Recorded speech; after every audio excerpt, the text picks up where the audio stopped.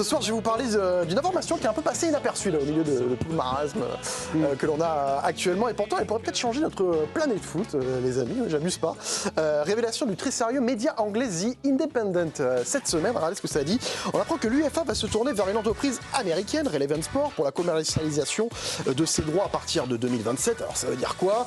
À travers ce nouveau partenariat, l'UEFA envisage de plus en plus sérieusement une finale de la Ligue des Champions délocalisée aux États-Unis. Vous avez bien entendu, ça peut devenir une vraie possibilité à partir de 2027. Ce serait une révolution. Les USA qui sont en train de devenir le nouvel Eldorado du football, parce que cet été, vous savez qu'il y aura la nouvelle Coupe du Monde des clubs aux États-Unis, avec 32 équipes, dont le PSG notamment, la Coupe du Monde de foot des nations l'année prochaine, et puis donc peut-être une finale de la Ligue des Champions à venir. Ça veut dire qu'en fait, les plus grands événements du foot pourront avoir lieu sur le territoire américain dans les années à venir. Ça commence à faire beaucoup. Alors ce soir, on s'est dit qu'il fallait vous poser cette question. Pourquoi le foot drague les États-Unis? Je ne sais pas si vous n'êtes pas un chouïa provocateur là-dessus avec l'ensemble. Alors pourquoi l'UEFA pense-t-elle délocaliser cette finale de Coupe d'Europe de l'autre côté de l'Atlantique? Déjà, je peux vous dire que ça nous amène le Super Bowl, moi ça m'évitera de faire des nuits blanches. Hein. Ah oui, je suis sûr que vous aimeriez moins si c'était. Oui, c'est ça. Déjà, je peux vous dire que c'est un projet qui date pas d'hier, puisque Alexander Seferin, le président de l'UEFA, il en avait parlé il y a 2 ans. Could we see a European team play meaningful games in America sometime in the next 2 decades? It's possible. We started to discuss about that, but then, 1 year it was World Cup, 24 is Euro, and after that, let's see. So that is a foreseeable possibility. It's possible. It's possible. God bless America. C'est possible, God bless America. C'est comme si Alexander Seferin vous disait la finale peut être à Paris. Oh, vive la France. C'est vrai que ça pourrait être ça. On a échangé avec Christophe Lepetit, qui est économiste du sport au CDES de Limoges. On lui a posé une question simple. Pourquoi l'UEFA se tourne vers les États-Unis? C'est une organisation sportive qui est prise, comme beaucoup d'autres organisations sportives, dans une tenaille entre des clubs qui cherchent à augmenter toujours plus leurs revenus et un marché des droits télé qui plafonne sur le marché européen. Et donc elle cherche, l'UEFA, de nouveaux relais de croissance pour faire augmenter ses droits télé et ses revenus. Et probablement ces relais de croissance, ils se situent sur des nouveaux marchés, parmi lesquels le marché nord-américain, qui constitue un marché particulièrement porteur et puissant, qui va s'ouvrir énormément au football dans les prochaines années. Ah oui, parce que le marché américain va donc s'ouvrir. Il y a 2 Coupes du Monde. Coupe du Monde des clubs, Coupe du Monde des nations. Exactement, ce n'est pas une, mais des Coupes du Monde qui vont avoir lieu sur le territoire américain. Regardez, effectivement, il y aura 104 matchs en tout, en fait, sur le territoire américain entre ces Coupes du Monde. Celle des pays en 2026, on le sait, co-organisée avec le Mexique et le Canada, avec un nouveau format à 48 nations. Et puis le nouveau mondial des clubs cet été, seulement aux États-Unis, dans ces villes-là, avec 32 équipes, dont Paris, le Real, le Bayern, City, Gianni Infantino, président de la FIFA, quand il parle du foot aux États-Unis, à chaque fois, il dit ça. Now we bring the best of the world here, the best clubs of the world, the best countries in the world. We're here to make an impact, to make a difference. We are here to transform this country. We will make football, soccer, the #1 sport in North America, as it is all over the world. Voilà. Courage quand même. Hein. Le sport numéro 1 carrément, devant le football américain. Il a peur de rien, Gianni. Petit objectif. Il était sous. Non. Il avait des échappes. Il est ambitieux. Il venait de croiser Lionel Messi à l'Inter Miami, il avait filé un ticket pour la Coupe du Monde des clubs, il était content, quoi. C'est pas mal. C'est vrai qu'il l'a invité. C'est un peu ça, j'aime beaucoup Lionel. Mais... Gianni Infantino qui se donne du mal aux États-Unis, vous allez voir, vous savez que la FIFA a ouvert des bureaux en Floride notamment. C'est simple, il est tout le temps là-bas, Gianni. Hier, il était en visite, vous le voyez, à l'université du Tennessee pour inaugurer de nouveaux terrains. Un jour, il est à Seattle pour dire qu'il a jamais vu un stade aussi beau. Un autre, il était au Super Bowl pour féliciter les Philadelphia Eagles, vainqueurs. Ça, c'est correct. Et un autre, il était carrément à Washington, à l'investiture de Donald Trump. Il était là juste derrière, franchement, voilà, l'inauguration à l'investiture de Trump. Trump, son ami, qui lui envoie des messages comme ça quand il a besoin de faire la promo, par exemple, de sa Coupe du Monde des clubs outre-Atlantique. As everybody knows, it's been doing fantastically well. My son, Barron, is a tremendous soccer fan. He's actually a good player. I guess not quite that kind of good, but he's a very good player. But he loves soccer, and it really has taken over the United States in terms of a sport. Vous allez taxer à 25%. Ah oui, c'est possible. La coquette de l'Amérique du soccer, nous dit Trump. Parfois, il dit des folies. Mais là, peut-être que là-dessus, c'est pas complètement dingue. Ce qu'il nous raconte Donald Trump, c'est ce que nous dit notre économiste du sport. C'est vrai. la consommation de soccer aux États-Unis augmente avec un nombre de fans qui progresse de façon assez importante. Il y a des études qui démontrent qu'il y a des croissances de fans de l'ordre de plusieurs dizaines de pourcents et qu'on a des fans qui sont désormais des fans qu'on pourrait qualifier d'anciens.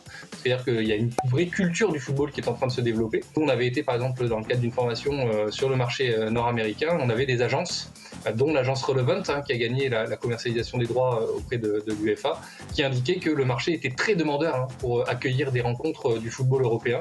Alors ok, un marché américain visiblement très demandeur de foot. Moi, j'ai quand même le sentiment que ça fait 20 ans qu'on en parle de ça. Je rappelle, la dernière Coupe du Monde des États-Unis, c'est 94. Ça devait déjà être la folie. Exactement, oui. On en est où? C'est quoi les résultats? C'est vrai qu'il y a quand même un avant et un après ceci. Vous le disiez, pour les plus jeunes, vous le savez peut-être pas. Regardez, c'était au Rose Bowl, à Pasadena. Là, aussi. Là, il faisait 50 degrés, ça gênait personne. Le dernier mondial de Maradona, sorti pour dopage. Roberto Baggio qui frappe au-dessus. Bebeto et Romario, champion du monde.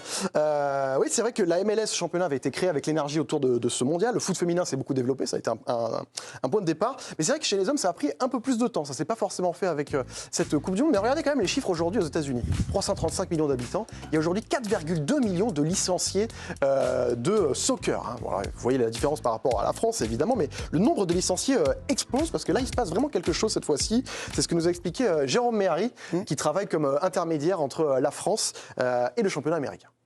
Le football, le soccer comme on l'appelle ici, est devenu le premier sport pratiqué chez les moins de 15 ans. On pratique beaucoup moins le baseball, beaucoup moins le football américain à cause de problèmes des commotions cérébrales. Il y a eu le déclic Coupe du Monde 94, il y a eu le déclic arrivée David Beckham, il y a eu le déclic structuration de la MLS. On voit que les stades en MLS sont remplis. Là, d'ici les 5-10 prochaines années, vous allez voir énormément de changements du rapport entre l'Europe et les États-Unis par rapport au football. Ouais, évidemment, et puis cette absence de violence par rapport à certains de leurs sports, ça attire les papas et les mamans pour leurs gamins. Alors des changements aux États-Unis qui attisent l'appétit des grands clubs européens, évidemment, à l'affût du dollar. Ah bah oui, bien sûr, de plus en plus de clubs et aussi de ligues européennes qui s'installent là-bas avec des bureaux. Alors on le sait, on en parle depuis plusieurs années que le PSG a ouvert des boutiques sur la 5e avenue à New York. Vous le voyez, c'est l'équivalent des Champs-Élysées, si vous ne connaissez pas. Et il y a des boutiques à Miami également, à Las Vegas. Seule boutique au César Palace de sport. Vous avez acheté un truc là-bas? Non. J'ai acheté un produit NFT. Vous êtes neutre, c'est pour ça. Non, j'ai acheté un produit de foot US. Paris qui allait 4 fois en tournée aux États-Unis en avant-saison. Il y a des investisseurs américains qui sont désormais au capital, il faut rappeler. Des stars et des marques US qui sont recherchées constamment par le PSG. Paris aime l'Amérique, nous explique Arnaud Herman, journaliste à l'équipe. Et puis il y a toutes leurs académies, il y avait des académies PSG un peu partout sur le territoire américain, encore une fois pour développer la marque, faire adhérer les populations locales au PSG. C'est là qu'ils vont chercher leurs nouveaux fans. Donc les États-Unis, pour le Paris Saint-Germain, c'est un marché très important et c'est un marché exploré depuis le départ et depuis l'arrivée du Qatar en 2011. Alors oui, les clubs et les institutions du foot, tout le monde veut conquérir l'Amérique parce qu'ils cherchent de nouveaux marchés et ça permet peut-être d'avoir un petit peu plus de part du gâteau dans le football mondial. Et le marché américain, il semble plus mûr que jamais, comme on vient de voir, parce que le soccer semble s'y installer vraiment. Il y aura un avant et un après Coupe du Monde. Jérôme Méhari, qui est à New York, lui, il voit déjà l'effervescence. On a monté les Five aux États-Unis, on a 5 centres à New York, on en a à Montréal et aujourd'hui on est de plus en plus plein. On a de demandes dans tous les sens. Je suis dans New York, je prends le métro, je vois des gamins avec des t-shirts de foot. Et donc oui, on le sent vraiment. Voilà, on va continuer d'en parler. Pourquoi les États-Unis, il y a une nouvelle hype du soccer tout simplement là-bas. Est-ce que ça vous plaît cette éventuelle finale de Coupe d'Europe aux États-Unis, ce développement là-bas? Pourquoi c'est le nouvel Eldorado? On en parle dans le... Je vous pose la question. Est-ce qu'une finale éventuelle de Ligue des Champions aux États-Unis, ça vous agace, ça vous choque ou ça vous émerveille? Non, ça ne me plaît pas du tout. Imaginons que le PSG aille en finale et doive aller jouer son match aux États-Unis. Vous imaginez la frustration des supporters qui attendent ça depuis toujours. Et on leur dit Boston, c'est peut-être moins long en avion que le Kazakhstan. Oui, mais c'est pas le même prix. Mais c'est pratique d'accès les États-Unis en plus. C'est bien. Non, c'est pas une bonne idée. Après, je comprends tout à fait pourquoi est-ce qu'on veut aller là-bas. On parle quand même de la première puissance économique avec une population latino énorme qui adore le football, évidemment. Et puis, en fait, tout va toujours très vite aux États-Unis. C'est le Los Angeles FC qui a été valorisé à $1 milliard il y a peu de temps. Il y a 4 ans, c'était 2 fois moins. Et pour prouver que tout va très vite et qu'il y a un potentiel énorme dans le sport, il suffit aussi de regarder la Formule 1 aux États-Unis. Il y a 10 ans, c'était peanuts, il n'y avait rien du tout. Tout était pour le NASCAR ou les courses d'ovale. Exactement. Aujourd'hui, ils ont 3 courses, tout le monde adore ça. Donc on imagine que le football va dans cette direction-là. Voilà, c'est-à-dire que c'est un marché, tellement grand. Parce qu'il faut quand même aussi rappeler, peut-être que tout le monde ne le sait pas, mais par exemple le baseball, qui est un sport peut-être le plus américain de tous, avec le football américain, étant vraiment en décrépitude. C'est-à-dire que le baseball fait quasiment plus d'audience, c'est très compliqué. La NHL était un moment morte, elle a réussi à repartir. Le basket perd les audiences aussi. La NBA est incroyablement chiante pendant 82 matchs avec des tirs à 3 points et 150 à 103. Et donc il vous reste la NFL qui est rare, précieuse et qui fait 123 millions au Super Bowl. Donc surtout pour voir les Eagles triompher. Bon bah ça c'est ça. Non mais je veux dire, ils ont une envie d'autres sports. Et puis ce qui est certain, c'est qu'eux, ils savent valoriser un produit. Parce qu'on en parlait en première partie de l'émission avec la France et notre Ligue 1. Eux, pour valoriser et au niveau du marketing, c'est les meilleurs. Hein. Moi, je suis culture US depuis toujours.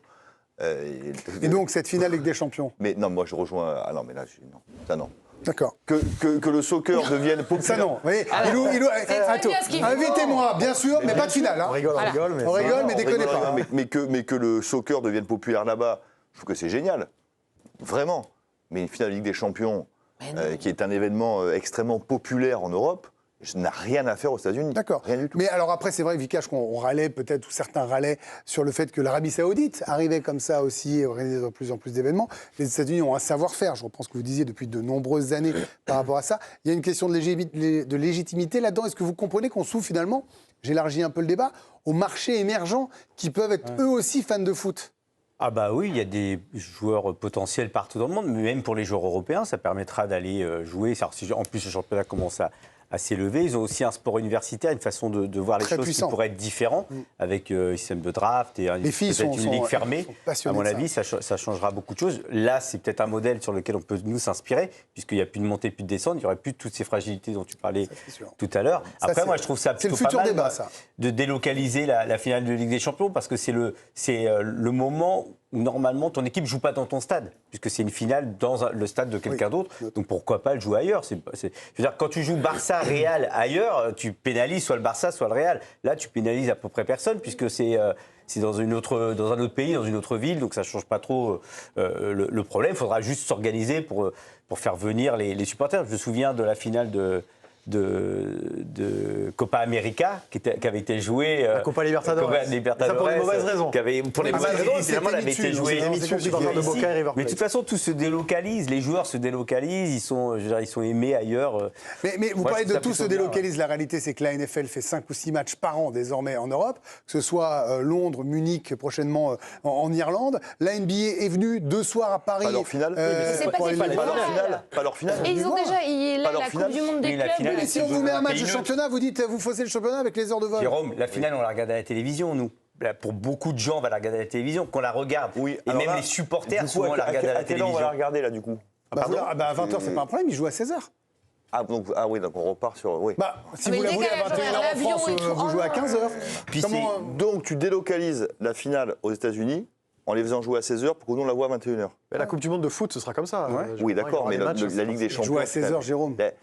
Excusez-moi, vous, le dernier bastion d'extrême grande qualité en Europe, ça ne nous dérange pas de délocaliser la finale ailleurs. C'est ça qui me... Allez-y, Émilie, parce que... Touche pas à ma Ligue des Champions. Ouais, je sais pas. Joue avec ta Coupe du Monde, joue avec la Coupe du Monde des clubs, c'est bien, moi j'entends. Le soccer, surtout, c'est féminin, donc il ferait bien de s'inspirer sur le foot féminin. C'est un autre débat, mais finalement, quitte à s'inspirer des gens qui ont de l'argent. Non, c'est le même débat. Allons, mais prenons les bons trucs au lieu d'essayer encore une fois d'aller là-bas.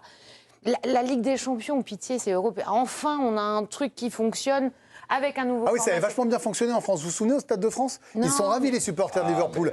Si, je vous assure. Les supporters de Liverpool, ils ont vécu une expérience client et supporters au Stade de France extraordinaire, parce qu'on est très fort. Vous vous rappelez ou pas ? Non, parce que moi, je veux bien. Et Renault, c'est notre produit, mais nous, à la télé, on va le voir. Et quand on les accueille, ils se font massacrer. Pardon. Greg, là, vous parlez de la France et de Paris, et en l'occurrence... mais pardon, je parle du Stade de France qui a accueilli les JO. Est-ce que tu es déjà allé voir une finale de Ligue des Champions dans un stade ? Ah, mais je parle pas pour moi, je parle là pour le produit. à la télévision, qu'on le regarde à la télévision, qui se joue aux États-Unis, qui se joue ici, c'est à peu près la même chose. Mais pourquoi l'offrir aux États-Unis? On parlait de la NFL. Des sous. Mais jamais la NFL nous. Mais vous, attendez, pardon, elle me dit l'argent toujours, mais je provoque gentiment. Mais vous croyez vraiment que le Barça, le Real, si ça fait gagner plus de sous? Bon, il faut qu'on y aille. Olivier, me regardez pas comme ça parce que c'est pas bien. Non, je suis désolé, il faut qu'on y aille.